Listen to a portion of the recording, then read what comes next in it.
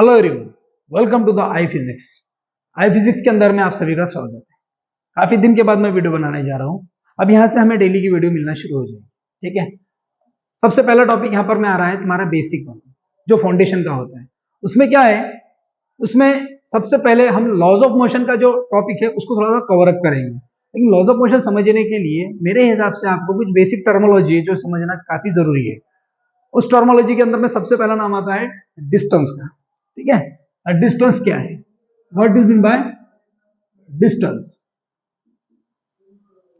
What is mean by distance. Distance क्या है? Distance actually ना एक्चुअल पाथ होता है। Its actual path covered by body. Actual path covered by body. Body ने जो actual path cover किया उसी का ही नाम डिस्टेंस होता है। बॉडी ने जो भी डिस्टेंस का, जो भी एक्चुअल में जितना भी चला है वो हो गया उसका डिस्टेंस। जैसे कि मान लो कि एक बॉडी है, वो ए पोजीशन पर है, ए से रोल करते हुए वो जा रही है कहां पर? बी पोजीशन पर। बॉडी एक थी ए पोजीशन पर, बाद में कहां गई है? बी पोजीशन पर।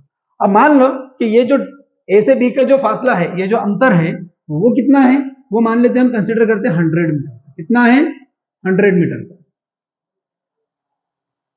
मतलब यहां पर ये हुआ कि बॉडी एक्चुअल में यहां से रोल करते हुए चलते हुए यहां तक गई है बी पोजीशन तक, मतलब उसने 100 मीटर डिस्टेंस कवर किया। तो इसका जो डिस्टेंस होगा वो 100 ही होगा, क्योंकि वो एक्चुअली ए से बी तक गया है।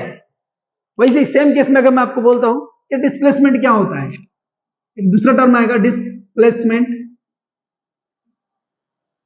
क्या होता है डिस्प्लेसमेंट? डिस्प्लेसमेंट के अंदर में ना दो टर्मोलॉजी याद रखनी पड़ती है सबसे। इसमें तो एक चीज हम याद रखते हैं एक्चुअल, इसमें actual path covered by the body, body ने जो एक्चुअली पाथ कवर किया। डिस्प्लेसमेंट में क्या होगा? डिस्प्लेसमेंट में shortest path from initial to final position of body. Body की क्या चीज देखनी पड़ती है इसमें? बॉडी की दो चीजें देखनी पड़ती है।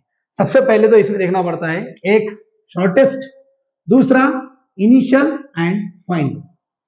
हो गया तुम्हारा डिस्प्लेसमेंट। डिस्प्लेसमेंट क्या बोलता है कि डिस्प्लेसमेंट में बोलेगा कि shortest path from initial to final position of the body. Body की सबसे शॉर्टेस्ट पाथ देखना होता है, इनिशियल कहां था, फाइनल कहां पर। हो गया।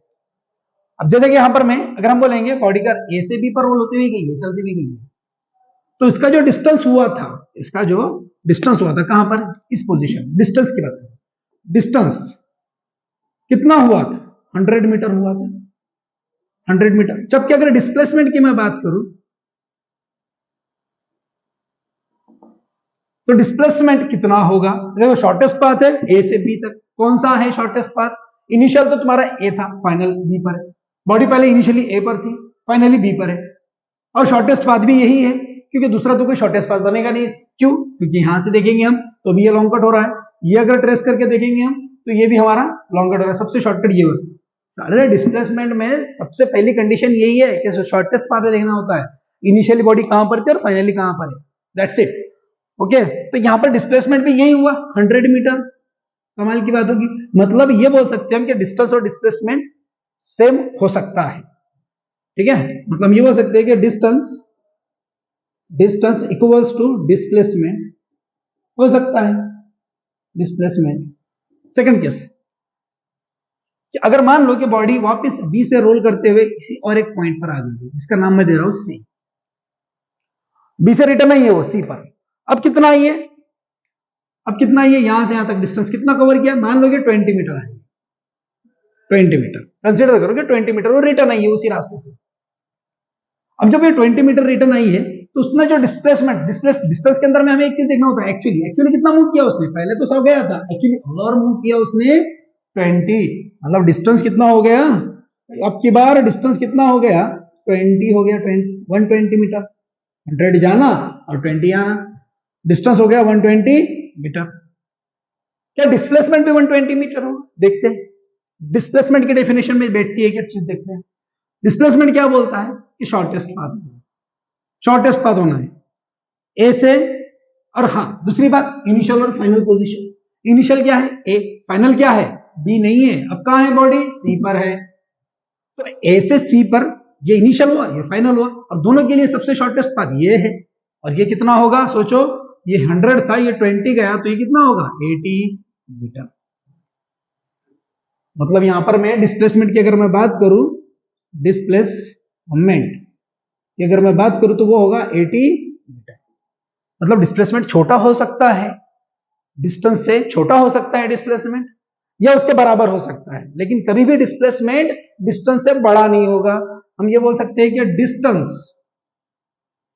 डिस्टेंस ऑलवेज ग्रेटर देन और इक्वल्स विथ डिस्प्लेसमेंट। मिनिमम कितना हो सकता है, मिनिमम डिस्प्लेसमेंट 0 हो सकता है।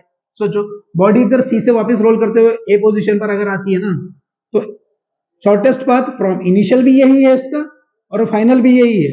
मतलब डिस्प्लेसमेंट 0 हो गया, लेकिन डिस्टेंस 100 जाना और 100 आना, मतलब 200 हो गया। डिस्टेंस 200 हो गया, जब डिस्टेंस मैक्सिमम हुआ तब डिस्प्लेसमेंट वापस पोजीशन पर आने के कारण 0 हो गया। डिस्प्लेसमेंट 0 हो सकता है। मैक्सिमम डिस्प्लेसमेंट कितना हो सकता है,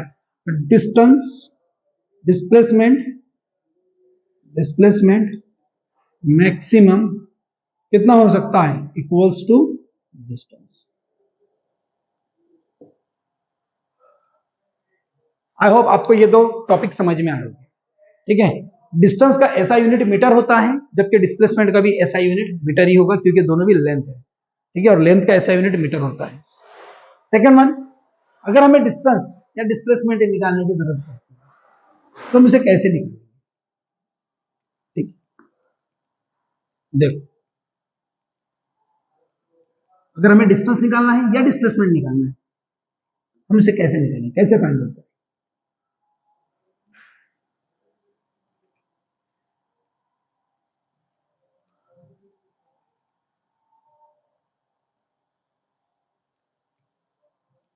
मान लो एक बॉडी है ए पोजीशन पे, ऐसे रोल करती हुई कहां तक पहुंची है, बी तक पहुंची है। एक बॉडी थी जो ए पर थी, ऐसे रोल करते हुए कहां पहुंची है, अब चलते हुए कहां गई, बी तक पहुंची। यहां से यहां तक का जो फासला हुआ, इसको मान लेते कि 4 मीटर है। कितना दिया है, 4 मीटर। ये उसका एक्चुअल पाथ हुआ, और एक्चुअल पाथ हमें मालूम है क्या है, डिस्टेंस। और बॉडी यहां से ना ऊपर चलेगी सीधा, कितना चलेगी ये, 3 मीटर चलेगी। मतलब पहले तो ए से बी 4 मीटर चलिए, बी से सी 3 मीटर चलिए, तो यहां पर मैं डिस्टेंस कितना हुआ, डिस्टेंस कितना हुआ, डिस्टेंस हो रहा है हमारा ये 4 एंड ये 3, कितना हो गया 7 मीटर। जबकि डिस्प्लेसमेंट शॉर्टेस्ट कौन सा होगा, ए से सी को अगर जुड़ाना है हमें, तो इसके लिए शॉर्टेस्ट पाथ कौन सा है, डेफिनेटली शॉर्टेस्ट पाथ ये। जब शॉर्टेस्ट पाथ ये हुआ, तो ये कितना, ये कैसे निकालेंगे हम, तो यहां पर ये देखो, ये 90 का एंगल बना रहा है। अगर ये 90 का एंगल बना रहा है, तो इसका मतलब ये राइट एंगल ट्रायंगल है, और राइट एंगल ट्रायंगल की 2 साइड हमें पता है, और एक साइड निकालना होती है। तो एक थ्योरम यहां पर लगती है, उसका नाम है पाइथागोरस थ्योरम। अगर हम देखें एसी जो है ना, ये एक हाइपोटेन्यूस है, मतलब एसी का स्क्वायर, पाइथागोरस थ्योरम है ये, एसी का स्क्वायर इक्वल्स टू एबी का स्क्वायर प्लस बीसी का स्क्वायर। अब यहां पर एबी कितना है, AC square equals to AB कितना है 4 मीटर प्लस बीसी कितना है 3 मीटर। लेकिन एबी का स्क्वायर है तो 4 मीटर का 4 का क्या हो जाएगा स्क्वायर, और 3 का भी क्या हो जाएगा square. 4 square 16, 3 square is 9, so AC square equals to 25, so AC equals to 5 meter. It's a displacement of the body from A to C, ये आया हमारा 5 meter। डिस्टेंस एक स्केलर क्वांटिटी है, जबकि डिस्प्लेसमेंट एक वेक्टर क्वांटिटी है। Okay students, यहां पर मेरा टॉपिक मैं कंप्लीट करता हूं, मिलते हैं हम आपको नेक्स्ट